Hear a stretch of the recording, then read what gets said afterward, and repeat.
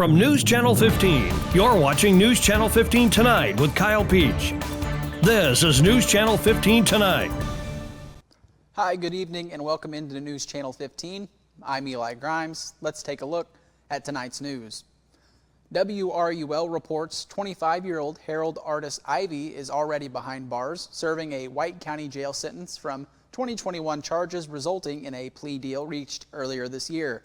In that case, Ivy pled guilty to aggravated battery strangling in return for having charges of grooming, indecent solicitation, and aggravated criminal sexual abuse dismissed. Back on June 13th, Ivy was sentenced in Edwards County Court to 5 years plus 4 years of mandatory supervised release. That sentence is to be served after Ivy finishes up the White County sentence. After a jury trial concluded on April 30th in the city of Albion, Ivy was found guilty of aggravated domestic battery, aggravated battery, and domestic battery. Edwards County State's Attorney Eric St. Ledger prosecuted that case. TJ Parrish represented Ivy as the public defender. Moving on to area arrest reports, WRUL says a Grayville woman was placed under arrest after an incident midday on Wednesday, June 18th. Grayville Chief of Police Mason Siegel responded to a report of a battery on Spring Street just after 11:30 a.m. After talking with Alyssa Brown, Siegel says he asked her to remain in the back seat of his car while he spoke with John Kissy. While talking with Kissy and observing a fresh injury, the chief says he heard loud banging coming from the patrol vehicle and found her aggressively striking the window. She was eventually determined to be the likely primary aggressor in the altercation, and while Siegel was placing her under arrest, the report indicates she became irate, striking the vehicle with her hands, attempting to flee, and she also bit the side of Siegel's boot. On the trip to the White County Jail, Brown repeatedly struck her head against the partition separating the detained and the detainer. She faces charges of obstructing a peace officer and aggravated battery to a peace officer. She was due in Edwards County Court on Friday the 20th on a delivery of meth charge that dates back to February 20th of 2024. Moving on to news out of Mount Carmel, WSJD reports the Wabash County Commissioners have approved a request from a company to place antennas on the poles that hold the storm sirens in the city of Mount Carmel. WEMA Director Mark Seaton told commissioners on Monday that the company, Utility Pipe Sales, will put up the antennas to aid in reading water meters in Mount Carmel. Seaton said the antenna would not interfere with triggering or operating the storm sirens. The proposal was approved as long as no issues are caused by the antennas with the storm sirens. WRUL also reports the Wabash County Commissioners have approved teaming with other local entities to implement a system designed to better inform the public when emergencies strike. Sheriff Derek Morgan told Commissioners Monday that the idea of needing a better notification system was spawned by Mount Carmel Public Utilities' David James. After tornadoes hit parts of the county, James gathered local first responders to discuss ways to improve communication among the different agencies. The new communication system with Everbridge will be administered through the Emergency Telephone Services Board and include the Sheriff's Department, WEMA, the Health Department, Mount Carmel City Police and Fire Departments, Public Utility, and Wabash General Hospital. The county's share will be just over $1,000 a year for the first 3 years. No timetable for getting the system online was offered at Monday's meeting.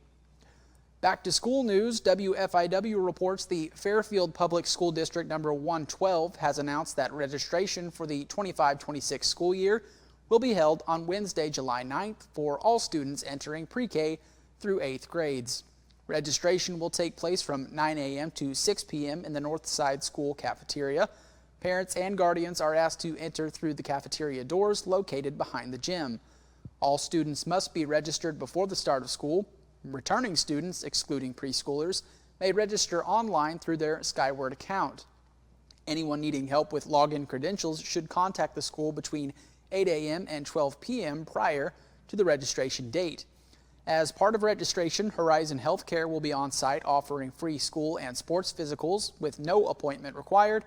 A parent must be present for that exam. Pre-K students must provide proof of household income at registration, which may include pay stubs, tax returns, W-2 forms, or a Medicaid card in the parent's name. New students enter kindergarten through 8th grade, and any students who have moved over the summer must provide proof of residency, such as a driver's license, utility bill, or property tax document. A verification of residence statement must also be signed. Falsifying residency may result in a tuition charge. For 2025-26, the maximum tuition fee is $10,372.85 as set by the Illinois State Board of Education. Physical exams are required for students entering pre-K, kindergarten, and 6th grade. Dental exams are also required for kindergarten, 2nd, and 6th grade students. Eye exams are required for all kindergarten students and first-time enrollees aged kindergarten and older. Fees for the 2025-26 school year include a $50 registration fee for students in grades K through 8. Students in grades 4 through 8 will also be charged an additional $30 technology fee. All fees must be paid at the time of registration. Key dates for the upcoming weeks include the Teachers Institute, August 11th and 12th, the first day of school for K through 8, August 13th, with early dismissal to be at 1 to 1:10 p.m. The first day of pre-K is August 20th. Bus transportation will follow a temporary schedule during that first week of school.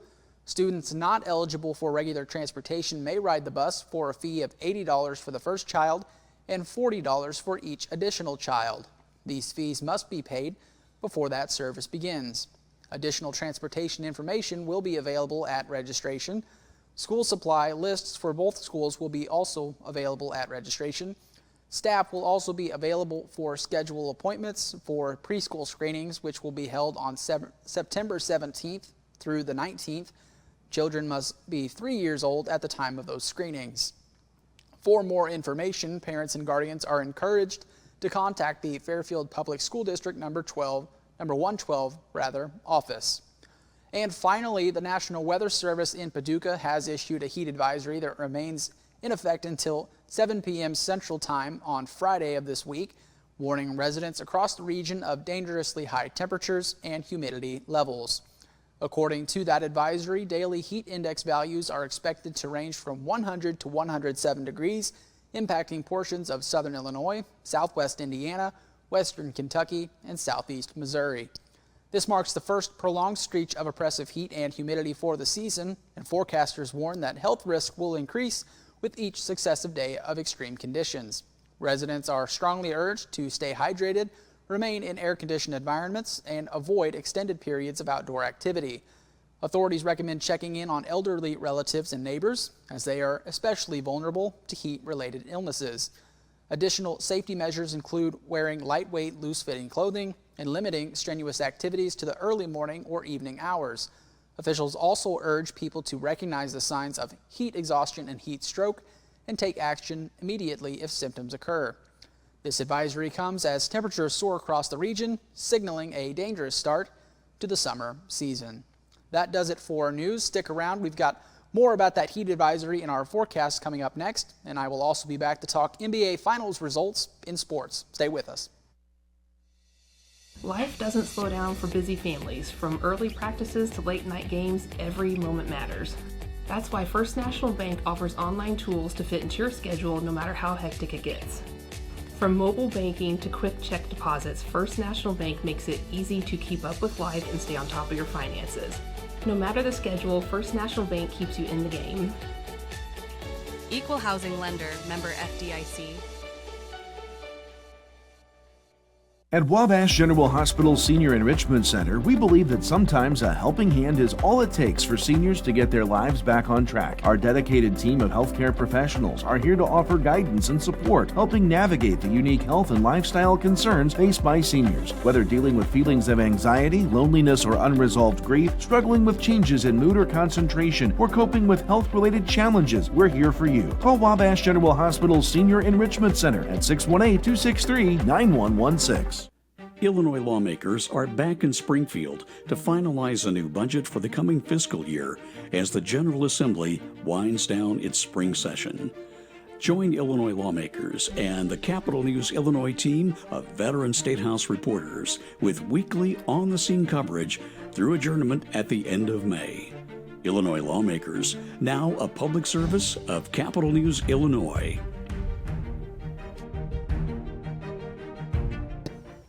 Welcome back. Let's talk your forecast. As you can see on our screen there, our entire region is in a heat advisory for much of the work week up Friday at about 7 p.m. That will be in effect. As we move into our radar for today, nothing that you can see, but you can certainly feel it. Once again, that heat advisory in effect. No precipitation to speak of, but that heat you can also definitely feel out there. Today's high was at 94 degrees with a low of 72. No precip, as I spoke of, just above our normals for this time of year at 89 and 68 degrees for the respective highs and lows there. Nowhere near our record highs or lows, though. As we move forward into your forecast, putting that in motion, again, no precip that you can really speak of.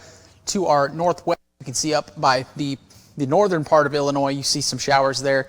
And we might get a few scattered chances of showers as we progress through this forecast map. But again, those are going to be very sparse to speak of. Nothing really expected throughout this work week, just all of that heat coming our way. Your lows Tuesday morning will be in the low to mid 70s. The hot spot there in Mount Carmel, 76 degrees, 75 most everywhere else.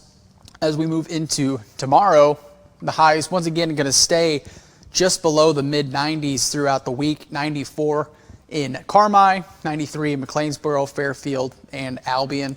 Lows on Wednesday morning, again going to stay at that low to mid 70 mark for much of the week. 76 up in Newton, as well as Flora and Olney. And as we progress into Wednesday, again, going to drop off just a little bit to 92 and 93 degrees, but still that heat advisory will continue. 94 there in McLeansboro and Carmi. And we move forward into your extended forecast. That heat advisory, once again, not going anywhere, in effect until Friday at 7 p.m. Your lows are going to be mostly in that mid 70 range, and your highs going to stay in that low to mid 90 mark for much of the week, topping out at 94 degrees. The UV as we go to tape is at the max level of 10. So if you have to be outside for any reason, be sure to limit your time outside, as well as use all protective clothing and sunscreen if available. That is a look at your forecast. We'll talk NBA Finals news coming up next. Stay tuned. Get employee pricing at Steve Faulkner Automotive. Get a 2024 Bronco up to $10,500 off. And get a new 2024 F-150 up to $10,900 off. See them all at SteveFaulknerAutomotive.com. Splash into savings at Steve Faulkner Automotive. Get a 2025 Ram 1500 with payments as low as $456 a month, or a 2024 Dodge Hornet for only $278 a month. Come in for yours today and go to SteveFaulknerAutomotive.com. 811, if you're not familiar with that, the Julie program in the state of Illinois. It's actually nationwide, but that's a free service. The utilities take care of that. Customer wanting to dig or plant flowers or fence posts or something like that, call that service, give us 2 business days, that's the law, 2 business days notice. We'll come out and we'll locate all the underground utilities in your area and make sure that you know where you're able to dig and you can dig safely, and we're protected and you're protected that way. Welcome back. The NBA season has officially concluded with Game 7 of the NBA Finals going the way of the Oklahoma City Thunder, winning their first Larry O'Brien trophy in franchise history over the Indiana Pacers by a score of 103-91. Shai Gilgeous-Alexander would win Finals MVP, scoring 29 points, as well as recording 12 rebounds and 5 assists. The Oklahoma City Thunder complete one of the greatest regular seasons in NBA history at a record of 68-14, topping it off with an NBA Finals championship. Indiana Pacers star Tyrese Halliburton went down earlier in that game after what is believed to be an Achilles tear. A speedy recovery to the talented Pacer, and a congratulations as well to the Pacers on a great season. That does it for sports and our newscast tonight. Thanks so much for tuning in. For myself and everyone here at News Channel 15, I'm Eli Grimes. Have yourself a great night.